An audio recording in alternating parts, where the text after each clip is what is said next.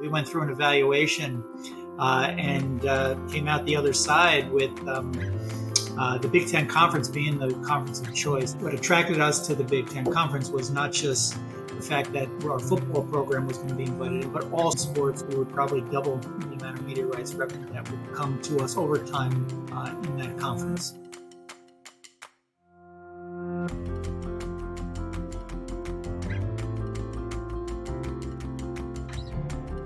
Are you a college sports fan? For this focused interview on The Gary Bisbee Show, we brought on James Staten, the Senior Vice President of Finance and Chief Financial Officer for the University of Southern California. USC is leaving the Pac-12 for the Big Ten. The increased media coverage from this deal is going to be good for our student athletes. This short-form conversation explores the factors behind the decision, plus what trends in higher education say about healthcare. Let's huddle up. Well, good morning, Jim, and welcome. Oh, morning, Gary. Good to see you again. Well, we're pleased to have you at this microphone. Let's dig right into the next chapter in USC's fabled athletic program. And the big news is that USC and UCLA will be leaving the Pac-12 and joining the Big Ten. Jim, what were the factors that led to that decision? Oh, Gary, there were many. And it was such an exciting time for USC athletics. You know, we had just recruited our new head football coach, Lincoln Riley from Oklahoma, and he's been on the scene for a couple of months. And we have been watching and trying to decide and evaluate whether, we should remain in the Pac-12 conference or look for another conference. So we went through an evaluation and came out the other side with the Big Ten Conference being the conference of choice. Academically, that conference was more like us. It played on the big stage. It was in the midst of negotiating its own media rights contract at the time.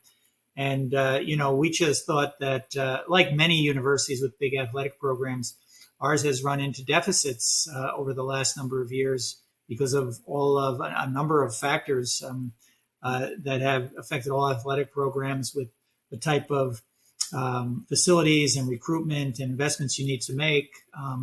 We're looking for a way to eliminate a deficit and create an opportunity for our student athletes to play on a bigger stage.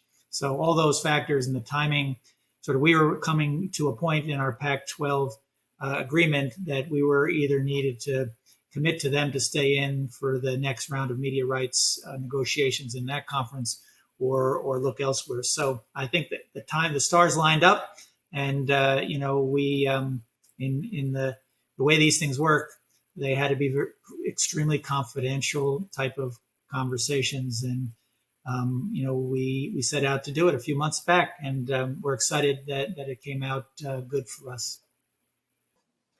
Did the board go through a lot of deliberation on this, Jim, or did it seem pretty obvious as you laid the case out to them? Yeah, it's an interesting question, Gary. At the end of the day, our president made the decision. And the board, there were not a lot of board deliberations whatsoever. When the leadership team led by the president, our athletic director, and our legal counsel and I and a few others sort of arrived at what we thought was the right decision, we made a round of calls to some of the key committee members of the board, got their input as we were finishing off sort of what we thought was the right direction, got support from them, and then actually had a special board meeting where we presented, after we had been invited into the Big Ten Conference, what it was going to mean. So we informed the board as opposed to sought for a board approval to have this transaction. But if you back it up a couple of years, probably in the time I've been here, almost 7 years now at USC, there has been a number of conversations along the way, increasingly with Carol Foltz in the last 3 years, from trustees who are in the business, the media rights business, and close to athletics, that it might be a good time to look to move to a different arena to play in our athletic programs. We like what attracted us to the Big Ten Conference was not just the fact that our football program was going to be invited in, but all sports, all women's sports, all men's sports. So it gave us an entire athletic program shift. And so being a West Coast facility, we had to evaluate, what the impact was going to be on student athlete, on travel, on the type of travel that we do and how often, at a team level. So we went through all those various analysis in addition to, looking at the possibilities of what the finances might bring, because they get the headlines, but more than the headlines, there were, lots of other considerations behind the scenes that led us in that direction. You made reference to this, Jim, but how will this affect USC's athletic program and the student athletes? Yeah, so for us, the practical benefits of moving conferences is we think about putting our students first, like we normally do, that the increased media coverage from this deal was going to be good for our student athletes, that they would benefit from more national exposure and prime time more than sort of late night East Coast time, better time slots, and opportunities for cross promotion. It ensures that we have, joining this conference, the resources we were going to need to support our student athletes, including, Title IX, Title IX commitments and sports that we were trying to booster to. And academically, this conference is a better academic conference if you look at the types of schools that are in there.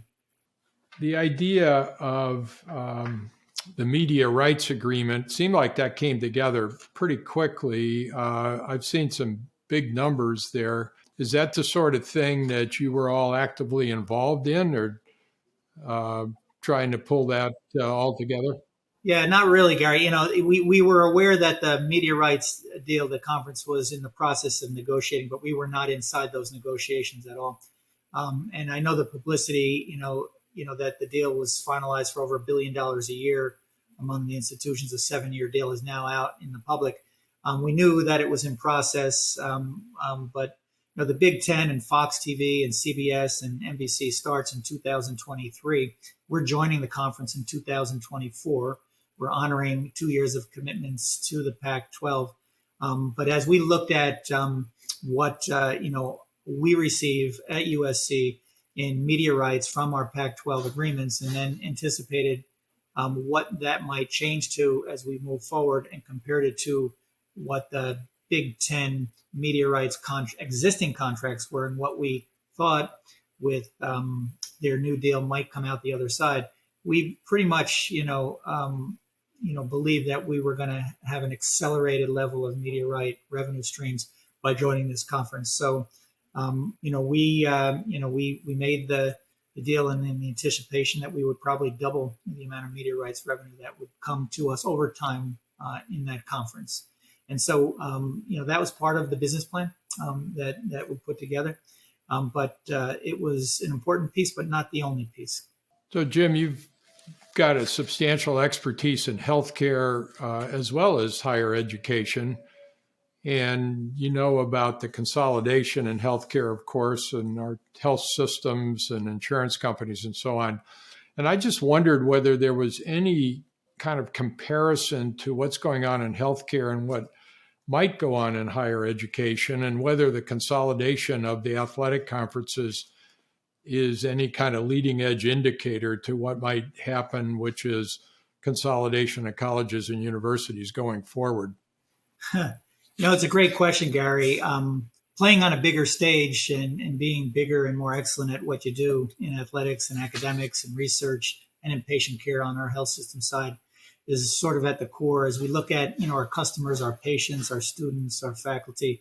In this case, our football coach, Lincoln Riley, had to be part of the conversation to say, hey, listen, we're going to bring, you to a bigger stage. He had just arrived. So I think as we look at consolidation in the higher education business sector, what I see, at least from my seat, is not the type of consolidation going on the healthcare front, which has been, I think, very active, in the last decade or so. But, I think, we have looked at some smaller organizations, smaller higher education colleges, but I don't see in this market a consolidation like we're seeing in the athletic conferences. I think, if you think about these conferences, the more we can come together as a consolidated group, the better leverage we have with with the media people in negotiating terms that are better for us. And in college football, behind the NFL football, the viewership is after NFL, it's college football, and then in the Major League Baseball. As the healthcare providers come together to negotiate rates and lobby, with government for fair pay, I think in university world we have the bigger academic medical centers and the bigger universities, research R1 universities, and many smaller universities. They're two different brands. And so as we've looked to see where it makes sense geographically, academically, it's been a harder path to looking at what makes sense. There's so many opportunities for a university like us internationally around the world. When a local college runs into problems financially or is looking for a partner, we're looking at, and we're asking, how does that make sense to us? What kind of investment, would that need?